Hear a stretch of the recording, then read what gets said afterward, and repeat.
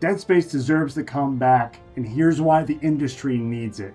Dead Space didn't fail, it vanished, never to be seen again.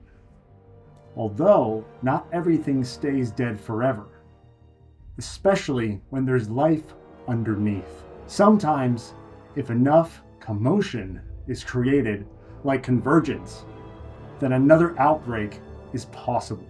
Dead Space deserves to come back, and here's why the gaming industry needs it.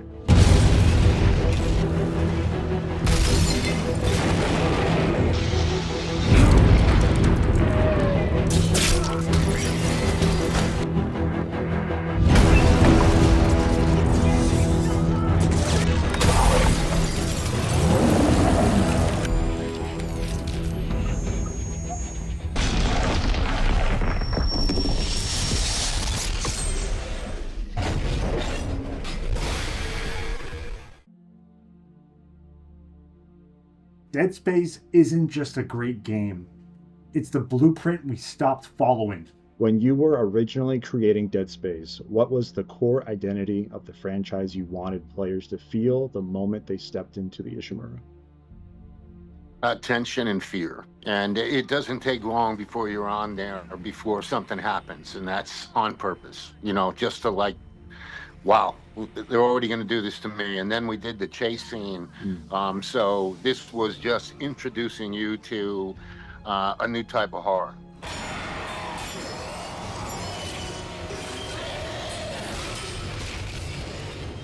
You ever play a game that's just feels so specific to you? Playing Metroid Prime only feels like playing Metroid Prime. Playing Halo 3 only feels like playing Halo 3. Playing Dead Space only feels like playing Dead Space.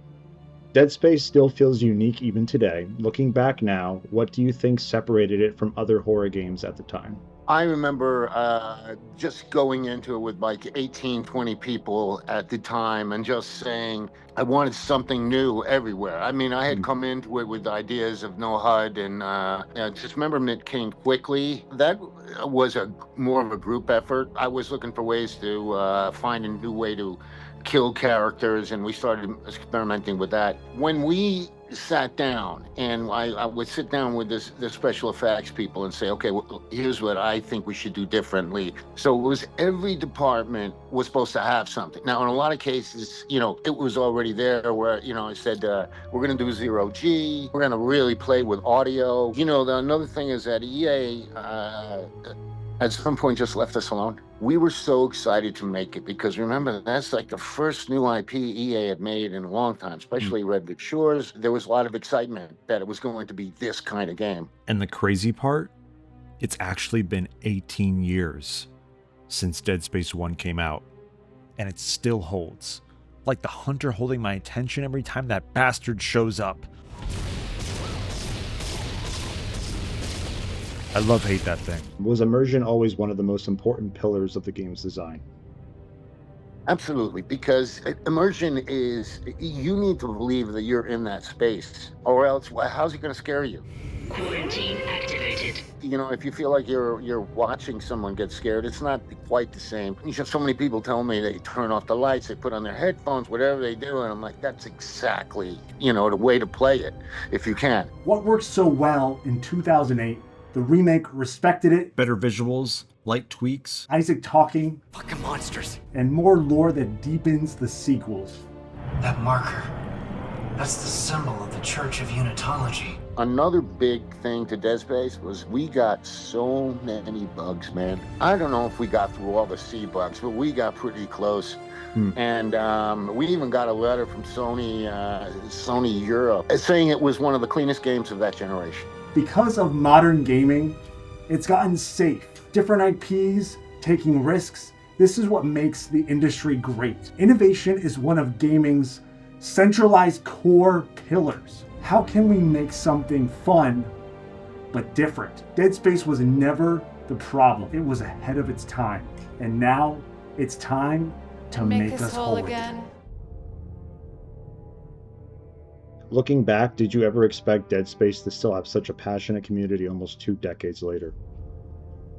Oh, there's nothing you could ever predict. you're praying it's going to get released. You're praying you're going to get enough money for marketing and that sort of thing. My connection to Dead Space was honestly more community-driven than driven by the games. But what I always loved about the series was everything surrounding it.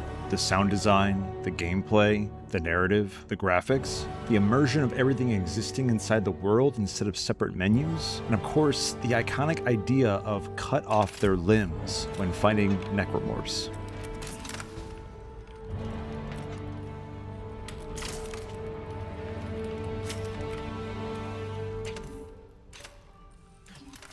I first uploaded my first Dead Space video on this channel on July 24th, 2016. I wouldn't call myself a survival horror fan, but for some reason I really like Dead Space. That was almost 10 years ago. Back then, this channel was mostly entirely Halo content. And one day I randomly decided to make a Dead Space video. At the time, it had only been around 3 years since Dead Space 3 and the Awakened DLC came out. Back then, games usually took around 2 to 3 years to release, so the idea of a Dead Space 4 didn't feel completely impossible, especially with how Dead Space 3 ended on a cliffhanger. And honestly, back then, no one was really making consistent videos on the series at the time. Sure, there were definitely videos here and there, but nothing frequent. I was also getting massive fatigue from the direction Halo was going in at the time.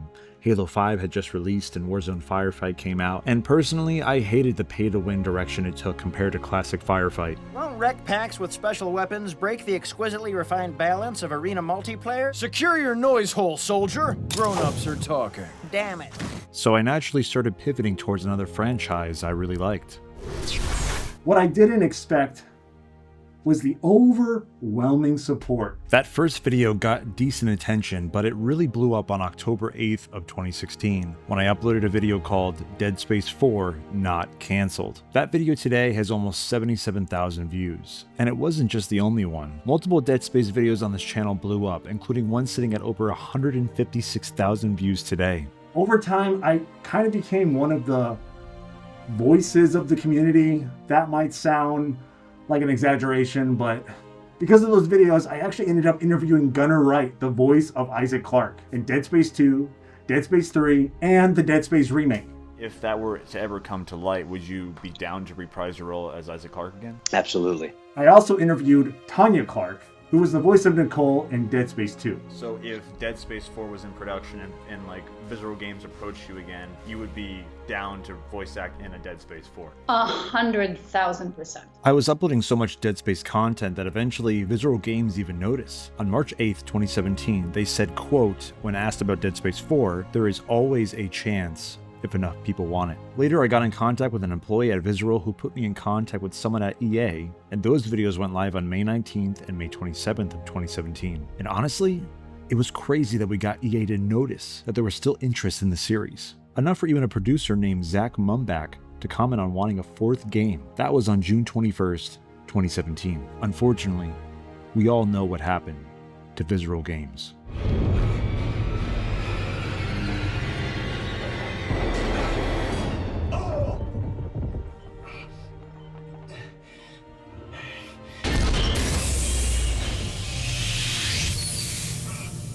On October 17th, 2017, EA officially shut down the studio. Looking back on the YouTube history with Dead Space, the funny thing is, I already was a fan before I even started making those videos. I just wanted to be a bigger fan. I wanted to keep uploading. And now, almost 10 years later, people still ask me all the time, what about Dead Space? What do you think about Dead Space? What's your thoughts on this? And this video is honestly for everyone who has been there for me since the beginning. This video is really for the last 10 years and hopefully for the next 10 years. So this video is for you. What does it mean for you personally seeing fans still fight for this franchise after all these years? Oh, it means a lot. I mean, the fans mean a lot to me. The fans are it, right? They have all the power, and that's why we do this. I don't do this for my boss, we do this for them. And so, having them talk about the franchise and look up to it is pretty special. I think the one thing that I never expected with, my art or my games was to be able to inspire people to do things. And I've gotten stories. I mean, I know this one group that started their studio, and they're still in business, doing great, and I know so many people have talked about changing a career path or doing this, or just like you said, inspiring. It's so nice to hear. Dead Space 2 didn't just have potential, it already reached it. By 2008, the series had exploded onto the horror scene. EA had a killer IP on their hands, one capable of standing alongside giants like Resident Evil.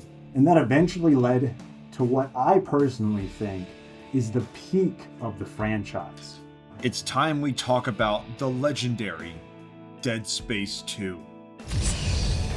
Dead Space 2 took everything the first game built and sharpened it. The gameplay felt smoother, the pacing was faster, and more importantly, the game felt confident. It felt confident in itself. It pushed the envelope harder. It had a visceral feel to it, pun intended. In the original Dead Space, zero gravity existed, but it was limited. In Dead Space 2, it completely opens up. You could fully fly through environments, which honestly explains why the remake brought that system back. Nemesis was significantly faster and more lethal too. You could impale necromorphs using environmental objects like poles, pipes, mops, and even their own severed limbs. Combat became much more aggressive as well. More enemies, more pressure, more chaos. You compromised the compound, you idiot! But somehow, it still felt controlled. What? And that's what made it work. Narratively, Isaac is slowly losing his mind again, but this time he knows what's coming. Isaac, can you hear me? Even little gameplay details reflect that evolution. Isaac can now reload while moving, something he couldn't do in the first game. And honestly, that's what great sequels do best. They take a strong foundation and amplify it. A perfect example is Halo Combat Evolved. Halo CE built the foundation of the franchise, which is exactly why Halo 2 was able to come in and completely obliterate everything in sight. Dual wielding, playable elites, dual narratives, online multiplayer, hijacking vehicles, being able to wield a freaking energy sword. Let's get this straight. Halo 2 was only as masterful as it was because of what Halo CE started. What if you miss? I won't. The same happened to Dead Space 2. It sold 4 million copies worldwide, which beat the original's 1 million. In mathematical terms. I'm not that good with math, but I'm pretty sure that's correct. What really pulled me into Dead Space 2, giving Isaac a voice. I know some people prefer the silent protagonist. Besides, now's one of those times. Pays to be the strong, silent type. Giving Isaac dialogue made him feel human. Fuck you! And fuck your marker! Like Gunner Wright brought so much life into that character. Isaac wasn't just surviving anymore. You understood what he was going through. The trauma, the fear, the exhaustion. You connected with him. One of my favorite games ever is Far Cry 3. And a huge reason for that is Jason Brody actually reacting to the insanity around him. Fuck! Damn! Another game I absolutely love is Far Cry 5, but honestly, I think that game would have been even stronger if the protagonist actually spoke and had a more connected cinematic role in the story. Now mind you, this doesn't work in every game, but I think having a character with a personality and a reaction to things happening around them, for me at least, pulls me into the story more and makes me care about who I'm playing as. Giving Isaac a voice worked because he had personality, stakes, trauma. For me, it's always been easier to connect with a real character instead of pretending to be an empty vessel, although I love Halo Combat Evolved. We also can't forget about the supporting characters. Dead Space 1 had characters that mostly existed to move the story forward. They weren't bad. I'm not hating on Kendra or Hammond. But Dead Space 2 gave us genuinely memorable personalities. You got Ellie, the complete badass counterpart to Isaac. I'm not gonna hurt you. Yeah, you got that right. Who can absolutely hold her own. You get the complete batshit insane Nicole. Step 4. Acceptance. Hallucinations constantly messing with Isaac's head, and of course, the psychotic disaster that is Strauss. We've been waiting for you. Now it's your turn. Everybody in Dead Space 2 just felt more unhinged, which honestly made the entire experience even better. You owe me an eye, you bastard! And I think this is exactly why Dead Space 2 worked so well. It found the perfect balance between action and horror. The game had incredible cinematic moments, but because you cared about Isaac, those moments actually meant something emotionally. Whether it was hanging upside down from the train, flying through space after the Tormentor attack, blasting through space to get to the other side of the sprawl, and that game-ending sequence where you think the game is ending, but it actually isn't. And that's why I think Dead Space 2 absolutely nailed it. There was definitely more action compared to the first game, but it never abandoned its horror roots. The game had way more cinematic set pieces, but somehow they always felt fresh and memorable. Even after multiple playthroughs, some of those moments still hit just as hard as they did the first time. And while gameplay became bigger and more explosive, the game still felt dangerous, controlled. A lot of games struggle to stay engaging for their entire runtime. One of my favorite recent games is Stellar Blade, and while I absolutely love that game, it doesn't truly become incredible until the final few hours. Dead Space 2 never had that issue for me. It stayed engaging the entire way. The game constantly made you feel like you were overcoming impossible odds. And that's why people connect so deeply to immersive narrative experiences. This is why we were so gutted when the Dead Space 2 supposed remake was shelved or canceled. I mean, I don't want to get depressed, so let's just move on. Dead Space 3 represents what happens when the industry loses confidence in horror. Watching the franchise evolve after the original game, were there any directions or ideas you personally felt especially connected to or disconnected from? I'm only going to get myself in trouble for that, but I would not have gone in the direction that Dead Space 3 went in. A lot of people say Dead Space 3 isn't a bad game, it's just a bad Dead Space game. These are unitologists! Why are they trying to kill us? And honestly, I don't fully agree with that, because Dead Space 3 actually pushed the lore further than any game in the franchise. The problem wasn't ambition, the problem was identity. You just don't always end up doing well. It's not even close to what I would do. I mean, it's way too out there. The reality was that Dead Space 3 became caught between two personalities. Visceral Games' version of Dead Space 3 and EA's version of Dead Space 3, the one we ultimately got. Move! And before we even talk about what Visceral originally wanted to do, we need to understand why the game changed direction in the first place.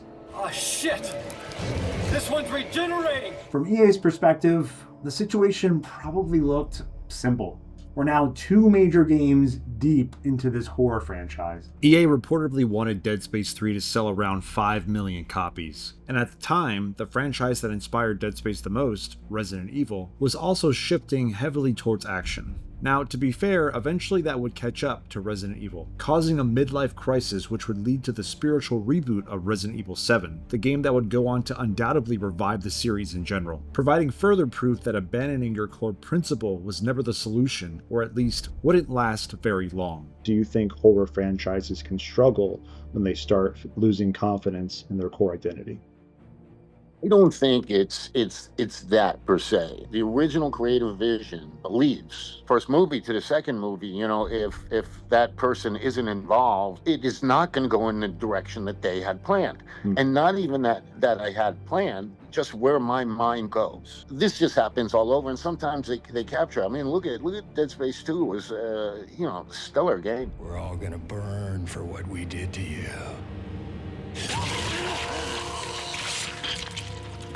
Action was easier to market, co-op was popular, more players meant more sales, or so they thought. From a business standpoint, they're trying to make Dead Space bigger, and instead they made it smaller. Ironically, that's exactly what made the series lose part of its soul. Instead of fighting something undead, Dead Space itself became undead. A walking version of itself that still looked familiar on the outside but felt different underneath. And we don't really need to spend an hour explaining why Dead Space 3 struggled. The horror focus shifted towards action, microtransactions got introduced, the ammo system became simplified, and while co-op wasn't inherently a bad idea, horror thrives on isolation. Once you remove that feeling of being truly alone, some of the fear naturally disappears. We're not friends.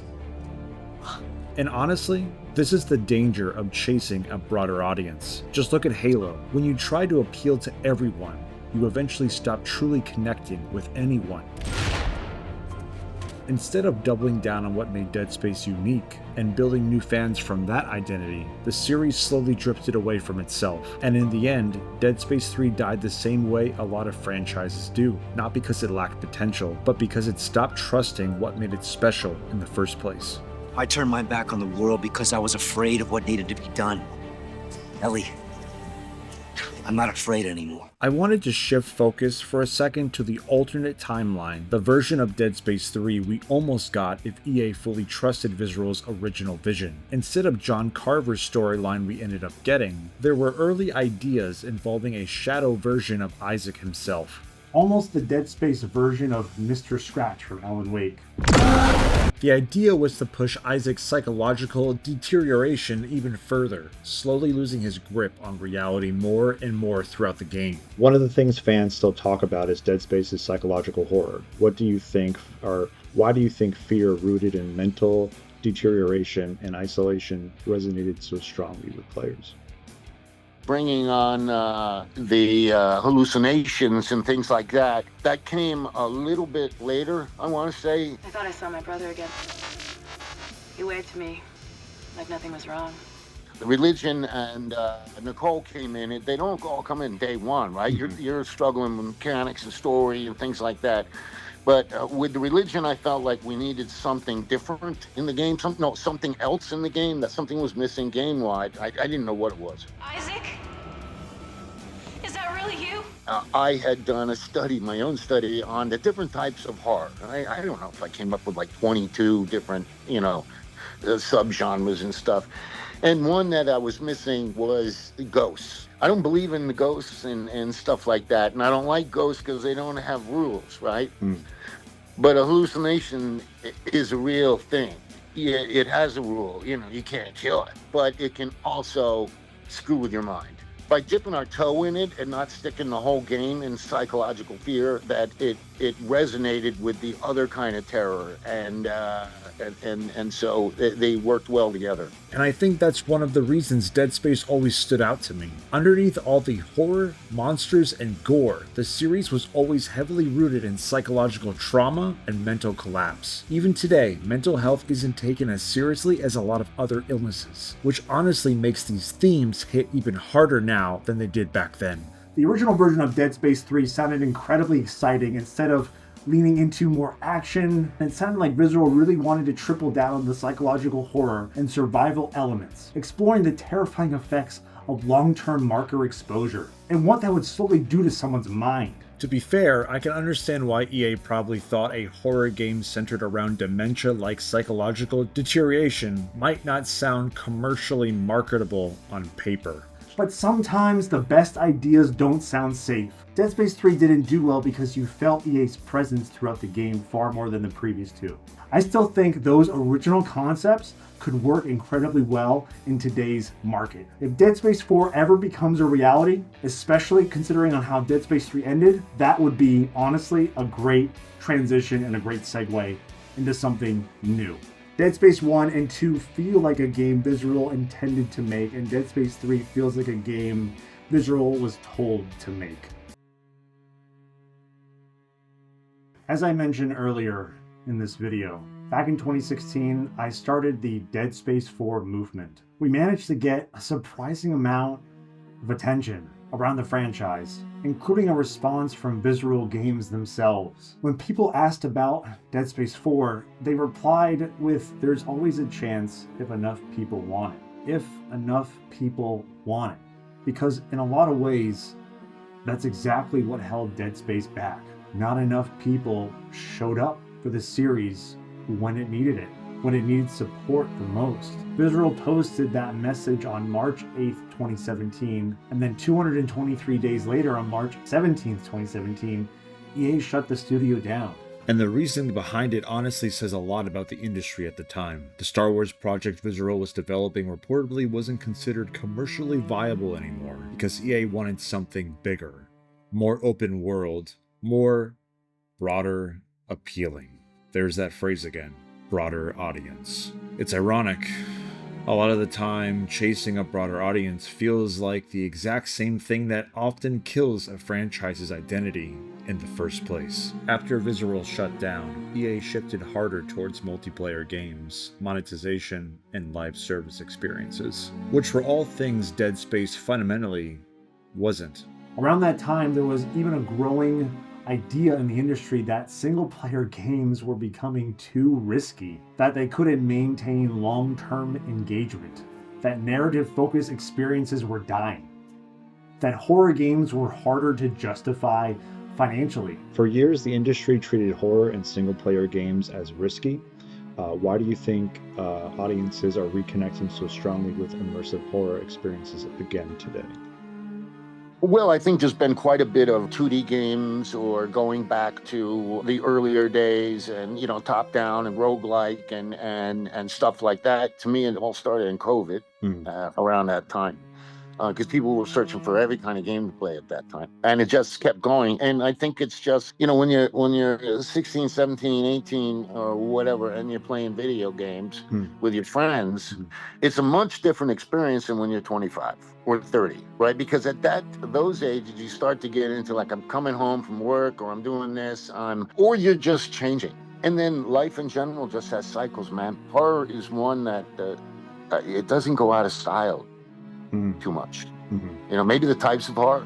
And shit, look at the monsters in video games, man. They're beating what the designs in the movies now. Resident Evil 7 released the same year and completely revitalized the entire Resident Evil franchise by returning to its horror roots. My little girl has given us a gift. Even the very next year, God of War 2018 released, a massive single-player narrative experience that went on to sell millions and win Game of the Year. All right, and the Game Award for Game of the Year goes to God of War. Single-player games weren't dying. People just wanted great games. And looking back on all of this now, it really does make you wonder, maybe Dead Space simply existed at the wrong time. Maybe under a different publisher, things could have turned out differently. Maybe the industry just wasn't ready to fully trust horror again yet. Obviously, these are all hypotheticals, but it's hard not to think about what could have been. The horror genre recovered, and Dead Space still fills a gap that no one else occupies. Back in 2013, after Dead Space 3 released, you could honestly argue that horror wasn't dying off. Pun intended. Horror games were considered risky. Single-player games were constantly being questioned by major publishers. And honestly, I never believed in that narrative. I've always believed in single-player games. I don't blame you. Meanwhile, action games, live service models, and monetization completely dominated executive thinking at the time. But today, how the tables have turned, or as I like to say, how the marker has moved. Horror is exploding again. Resident Evil is thriving. Requiem sold over 7 million copies in a few months, and more soon to follow.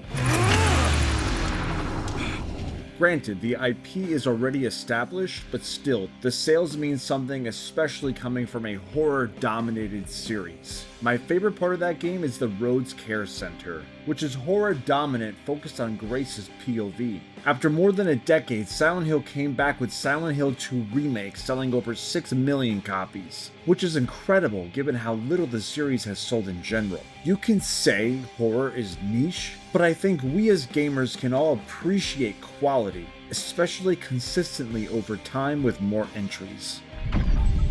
Resident Evil has had some questionable games, but because the series was given a chance to experiment, good or bad. Often bigger games like Call of Duty get drowned out by mundane elements to appeal to that broader audience. Say it with me, broader audience. Nothing is worse about a game than being as deep as a puddle. Narrative horror games are succeeding again. What's interesting is that people didn't start suddenly caring about horror overnight. We never stopped caring. The fans were always here. The problem was mainly the executives in suits deciding what was and wasn't worth investing in. And look, I understand a business needs to make money. I run 2 film companies, and I have to explain to my wedding couples sometimes why I charge $2,300 for a 4-hour video shoot. By the way, my wedding company is linked in the description below. If you know anyone getting married, hit me up. Shameless plug. One thing a lot of executives forget is the power of consistency. Resident Evil had failures. Silent Hill had failures, but these franchises kept evolving instead of disappearing. Dead Space never really had that chance. Silent Hill being the most recent example. We saw Silent Hill go on a 12-year hiatus in releasing games before it bounced back. Dead Space is sadly now back on the second hiatus period. And I hope the wait is not as long as the first one. Instead of trying to hit some impossible broader audience target every single game, maybe the better approach is to simply allow a franchise to consistently grow over time. Instead of make us whole again, we should switch it to allow us to be consistent again. Not we didn't hit 10 million copies again. Remakes are succeeding. I've never understood the argument that remakes are pointless. The originals still exist. Remakes simply let us revisit ideas we already loved, and through a new lens, and with years of experience behind them. I think we all have created something in life where we look back and think, if I made this today, I'd certainly do things differently. That's why I've always appreciated remakes.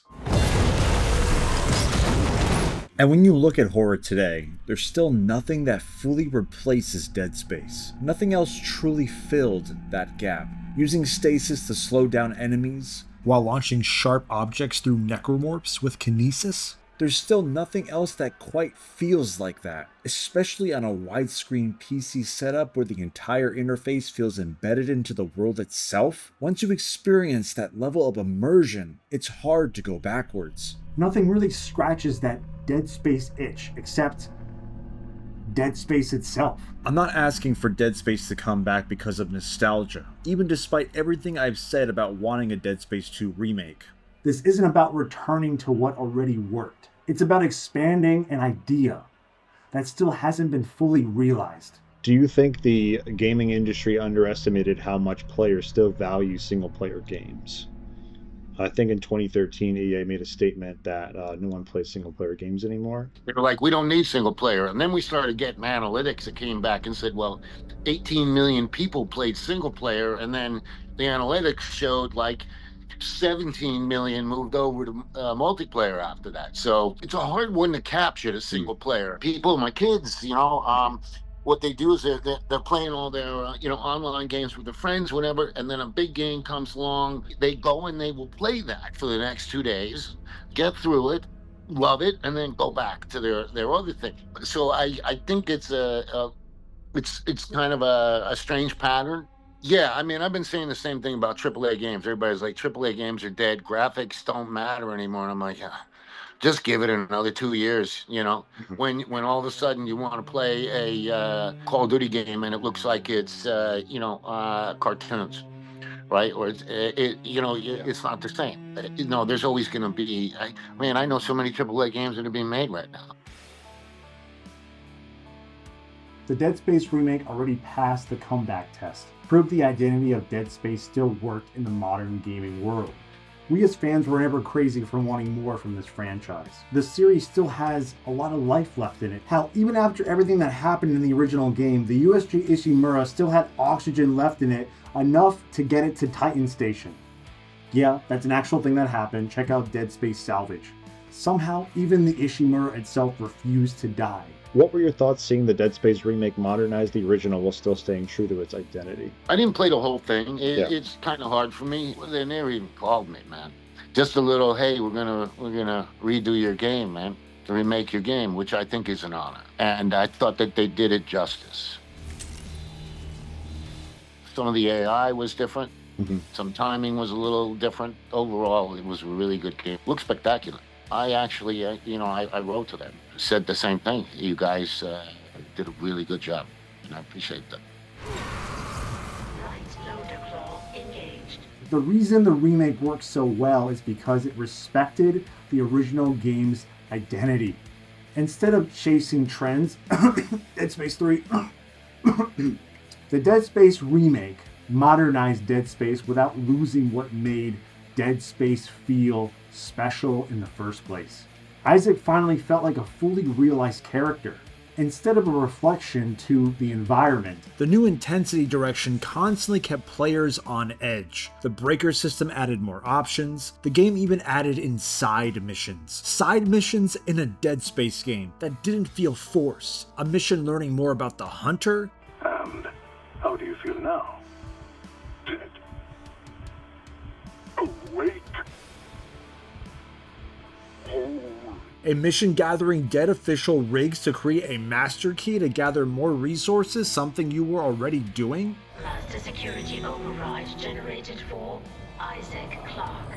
Bits of this game kind of have a mild Metroidvania feel as you go back and unlock doors. And that's what gaming is. I'd love to see more of this explored in future games. The Ishimura felt even more connected and believable than before. And visually, oh my god, the game is absolutely stunning. On a high-end PC, Dead Space Remake looks fucking amazing. Also, I'm a complete graphics whore. Actually, the Dead Space Remake was the first PC game that really made me transition fully to PC gaming. I remember when the Dead Space Remake was coming out, it was reported that the PS5 and the Xbox Series X/S consoles could only play the game in either 1440p at 60 frames per second without ray tracing, or a solid 30 frames per second at 4K with ray tracing. At the time, I had an RTX 3090 and I was able to achieve 180 plus frames per second 4K ray tracing. Now I have an RTX 4090 and, well, I guess the saying goes, once you go PC, you can't really go back. And just so we're clear, I'm not saying you need to have the best high-end PC to experience remakes at their full potential. What I'm saying is, because of the Dead Space remake, I was able to revisit the original Dead Space at the best possible quality that I personally found acceptable. I don't really have much time nowadays as I'm getting older, and when I sit down, I want to have the best experience I possibly can for the time slot I reserved myself to have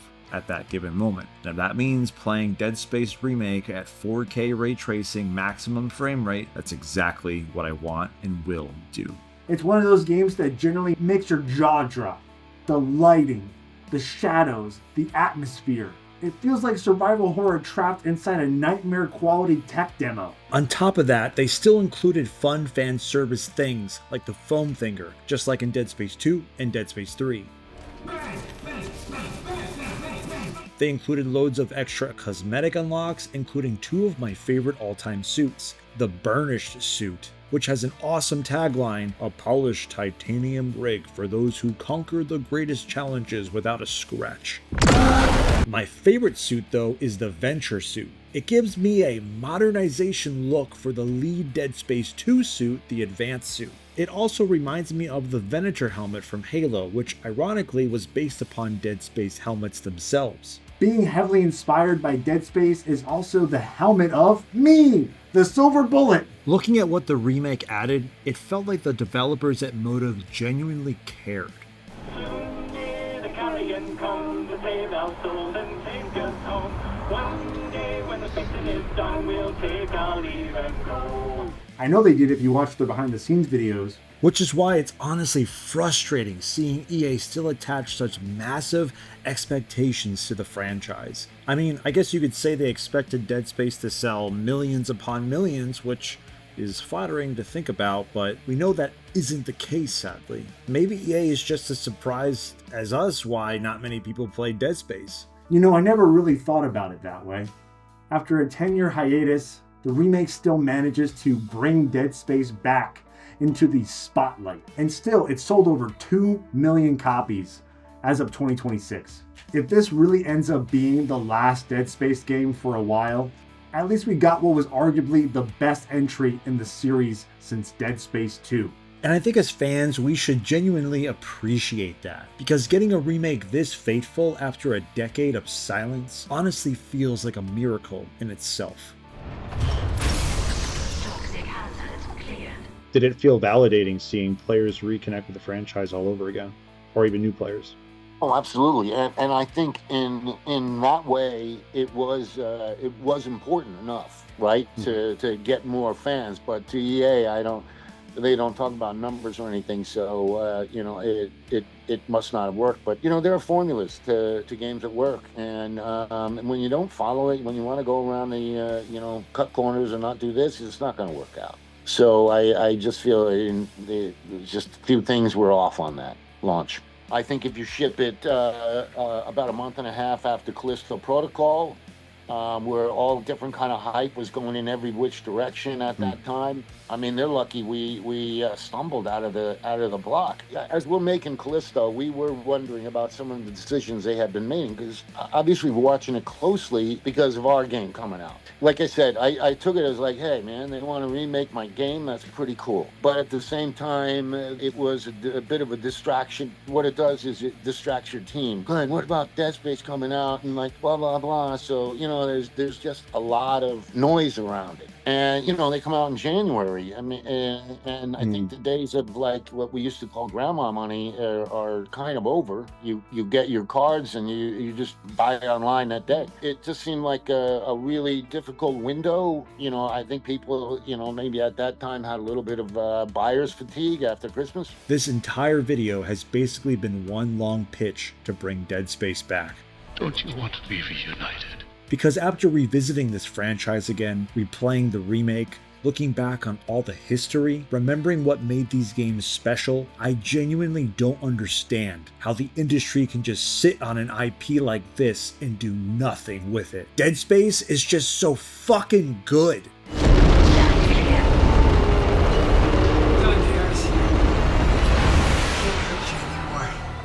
If I could afford it, I'd probably make 2 million separate accounts and buy the remake at full price every single time. Unfortunately, I do not have $2 million lying around. But seriously, I just wish there was a bigger way for us to spread the love for this franchise.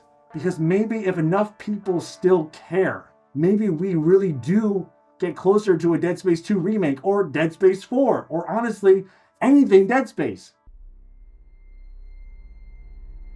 The mishandling of the Dead Space franchise reflects something much bigger about the modern gaming industry. It fundamentally misunderstood what made the franchise work in the first place.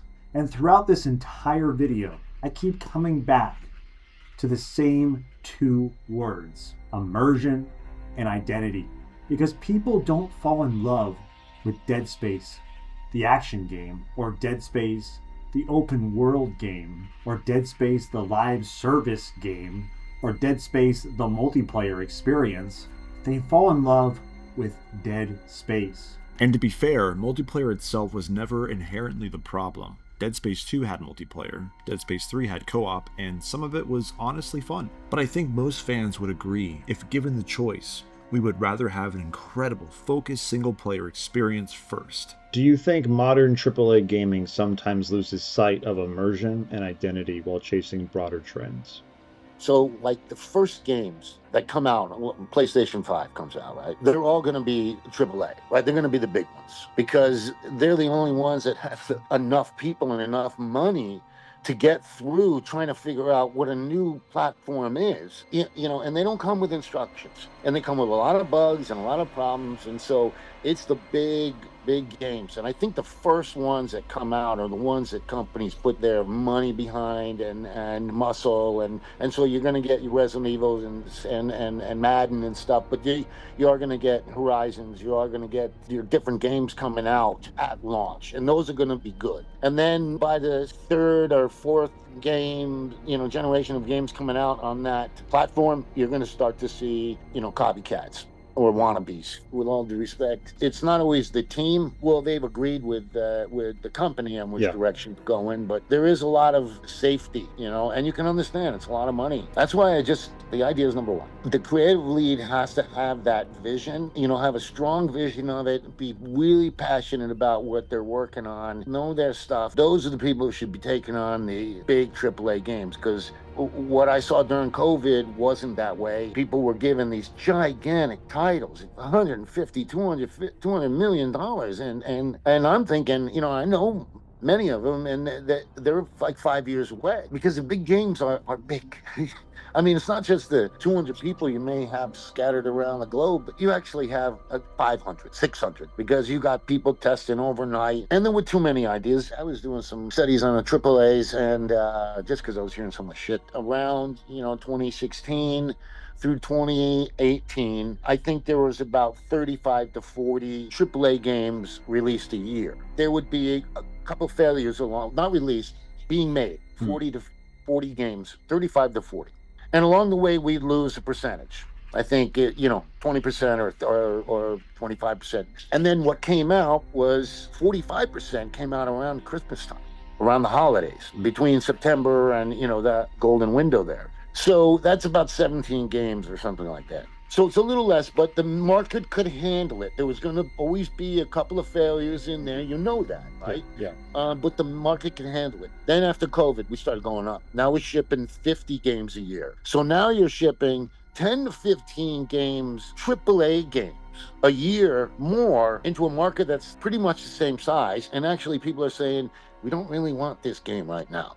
We don't want to pay $70. There was a lot of failures. I mean, if you think about it, if let's say each game was just $100 million, but they weren't, there were more, and there was 15 new ones, right? You got a ton of money going in there, $1 billion, and some of it's going to fail just by the sheer size of the market and the numbers. People weren't looking at that. I hear so much about like, oh man, you guys just want to just spend all your money and all this stuff, and like, man, if you knew how hard I get yelled at if I'm going over budget at Activision, they're like, no, find a way. Unless I prove that something happened. Our budgets were just huge, but we were also making 3 modes. That's the kind of game people expect. And if you take out a mode, they'll be like, then I'm only paying $50. So, there's a lot to navigate when you're making a game. If Dead Space can only survive either as a watered-down version of itself, or as the terrifying, immersive horror experience it was originally designed to be, we all know which option we're choosing. Just because something gets forcefully added in doesn't mean we have to like it. Just like Aegis 7, I'm returning that massive bedrock. I don't need the extra resources. I just need another game. What do you think makes players emotionally connect to a game's world long term? They connect with Isaac. He's an engineer. The first game, he was full-on engineer, right? Man, making his own things and just finding stuff along the way. And I think they bought into his story, who he was, and they kind of felt for him in this predicament. They liked the story of him and Nicole as well. And you can see how people got into the marker. People got into unitology. There are these different. There's a lot for people to grasp onto, but I think ultimately it's your characters and your world. When a mini-series or limited series goes away, I'm like, I really like that character, but that was cool. Dead Space was loved because it balanced horror first with action sprinkled in, not the other way around. But Dead Space proved something important about horror games. Horror thrives on focused experiences, constraint, isolation, strong direction. That's what makes Dead Space special among so many other games. And when you fully commit to what makes your game unique in the first place, you don't need to throw unnecessary things into a blender chasing trends. You don't need live service hooks because the hook was already there. The industry just stopped trusting it.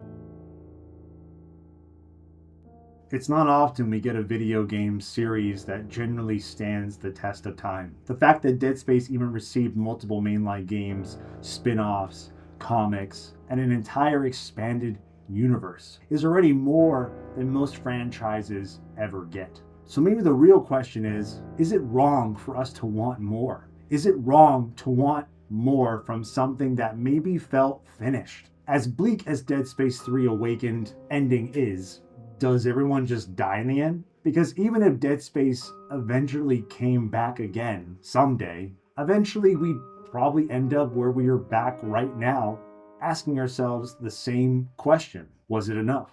But what makes the current situation different is that Dead Space has now teased the future of the franchise twice. Once after Dead Space 3 Awakened, and now again after the Dead Space remake. Both times leaving fans with that feeling that there was still more left to say. And that's really what this entire video has been about. Why Dead Space mattered. Why it was ahead of its time. Why it felt unique. And why the industry failed the franchise, not the fans. Do you think there's still creative potential left in Dead Space today? Oh, of course. There hasn't been new content since 2013 for Dead Space. The people they want content, but they want new content. If anything, just give us a remake then. We'd like something new because it's been 13 years since there's been anything new. I mean, I think it's kind of out there that I've got a story that I've been working on. It's out there, man. I'm pretty excited about it because it's got a couple of brand new mechanics, but it makes total sense with the series. The story, I think the fans would be really excited about too. Yeah, that's why I think it has creative potential. I think it even has more than Dead Space 4, a lot more. Something different. Dead Space deserves to come back. Whether that's Dead Space 2 Remake or giving us Dead Space 4. If not that, then at least a complete reimagining of Dead Space 3. But the Dead Space 2 Remake would have to come out first, obviously. It's painfully obvious that Dead Space 3 Awakening was never meant to be the true end of the series. And now, because of the remake, there's finally a real opportunity to reshape the future of the series, instead of being trapped by the mistakes and narrative choices of the past. If Dead Space were ever to return again in some form, what do you think the franchise should never lose sight of? The humanity. Man isn't the most important thing in the universe. The series' tagline has always been, "Make us whole again." Well, right now, we are still not whole. And hopefully, through this video, I've been able to show you, both old fans and newcomers alike, why Dead Space deserves to come back, and why the industry still needs it. Until next time, as a much younger version of myself once said, the Dead Space 4 movement continues. My friend Giovanni, who's a huge fan of yours, your artwork, and obviously the first Dead Space and Dead Space 2. Hi, Giovanni. Thank you. His question is, what was the inspiration for the markers, and are there still secrets behind them for players to discover potentially in the future? Felt that there was something missing in Dead Space at the time. I was only a few months into it, but and so first of all, what could I put in there? And I've been thinking about it. Finally, it hit me after a couple of weeks. I'm like, religion, because a religion is, always creepy in horror movies, and always adds a little something. I'm like, I want to add that queasiness or whatever, uneasiness around a religion. But I'm like, how do I create a religion? Right, because religion is based on faith, right? And so you have to have something very, very strong. I'm reading an article. I think I was looking in on the hydroponics garden. I was looking through an old magazine called the National Geographic, and they had as I'm flipping through, there's a article on the meteor that landed in the Gulf of Mexico, took out the dinosaurs, wiped out the dinosaurs, right? And that the scientists had planned to go down and take out the meteor or whatever's there and pull it out. The first thing I thought about was like, what if it's not a meteor? And then I'm like, wait a second. So the meteor wipes out the dinosaurs, which ushers in the Ice Age, which brings in mammals and ushers in the dawn of man. You could basically say, if you wanted, that asteroid or meteor created man. So when they pull it out in Dead Space and they find out it's a marker, and they're this thing, there are some scientists, and you know, they're usually the most like, oh well, we'll see about that kind of thing, and skeptical.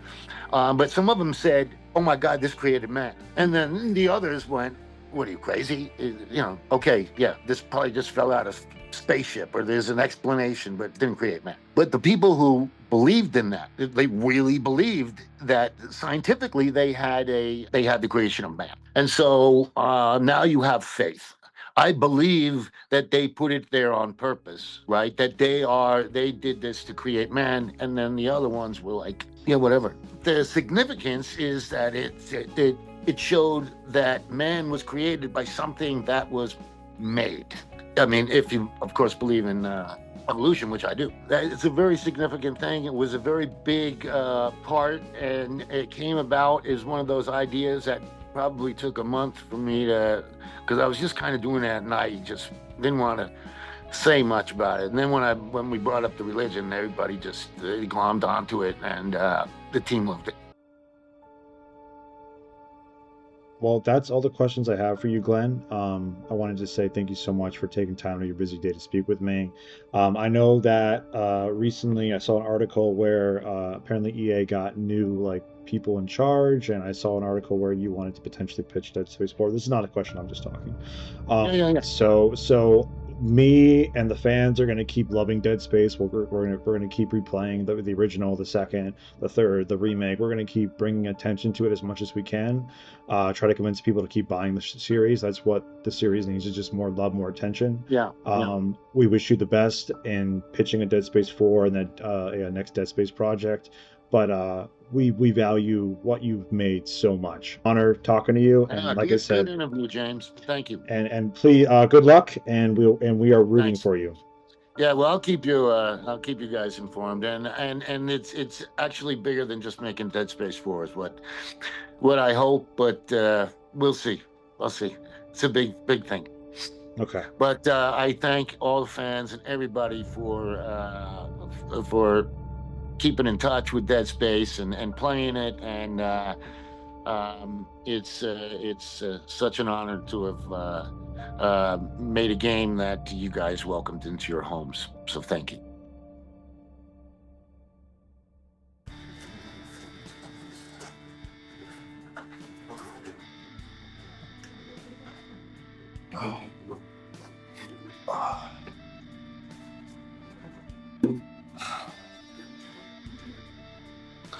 Hello everybody. If you are watching this part, you have made it to the end of this video. Thank you so much for watching this Dead Space documentary. I hope you enjoyed the interview with Glen Schofield as well. It's been a while since I've made my last Dead Space video, and I wanted to come back to this series with a banger. You know, I wanted to make something that was more interesting than just a typical commentary. This whole persona that I'm going for, it's fun, but I gotta be honest, it's hard to read out of this helmet, especially when I'm fogging up. On this channel, I want to do unique videos. I want to kind of have this persona. I want to come up with scripts. This was the first time I wrote my whole script out. I wrote the whole thing, typed it all out. I usually rant and ramble, and I'd like to do more videos like that because it makes videos like this so much easier. And I actually bought a teleprompter for this video for the first time. I've never really been good at cold reading. I've never been really good at reading off scripts, so hopefully it didn't sound too bad. This video has been a long time coming. It's been over about 10 years now, if not 10 years, since I made my first Dead Space video here on this channel, and to this day I get so many people asking me all the time, what are my thoughts on Dead Space, what are my thoughts on the Dead Space remake, what are my thoughts on Dead Space 4. I really appreciate the community that I've been a part of, and I really appreciate everyone welcoming me with open arms, especially years later when I haven't really been that active on the series. But I wanted to make a full-length video for you guys. It's been a long time since I spoke about Dead Space, and I love this franchise. I'd love to see it come back, and I hope that this video can get enough attention from EA, from other people. I hope Glenn's involvement can help him purchase whatever rights he needs to get for Dead Space or his ideas. And I really hope that this video can help Glenn in his efforts to revive Dead Space. But overall, I just wanted to say thank you all so much for watching this video. I hope you guys enjoyed this new look I'm going for, the rebranding of the channel to the Silver Bullet, my new mascot, which is the Venator helmet from Halo, but I actually had it custom made because the Venator helmet is inspired by Dead Space, and I just thought it would be a perfect blend. I was not expecting it to be so hard to read out, especially when my glasses are fogging up the helmet and I have to take like breaks in between takes. Yeah, guys, it's been a long time coming, but thank you all so much for watching. If you guys enjoy this video, please give it a thumbs up, share it with your friends. Let's try to get the word out. One of the biggest issues that Dead Space has is that it doesn't have enough attention. It doesn't have enough quote-unquote support. People aren't buying it enough. So if this video can go viral, or if this video can get a lot of attention, it brings attention to Dead Space, and it's not about me, it's about the series. If this video can get big or big enough, it can show people that there is still interest in this game series. And at the end of the day, that's what I want, that's what you guys want. If there's other videos, I'll definitely promote them, but this video was a lot of fun to make. It's been a long time coming. Future videos on this channel, I want to be more kind of video essay, more documentary style. I don't know if I'll be able to interview everybody for multiple videos coming up, like have interviews in them, but I'll try to make them interesting for sure. I hope you guys enjoyed it. Let me know what you think in the comments below, and I'll see you guys in the next video. Let me see if I can put this on without struggling. I have to like raise up my glasses, and then I have to like put it on a specific way, and oh, I got it. My glasses are in. Or actually no, they're a little fucked up. I mean, it's not bad. Anyway, thank you so much for watching the Silver Bullet, and stay tuned for the next video here on the channel. Have a great day, guys. Thank you.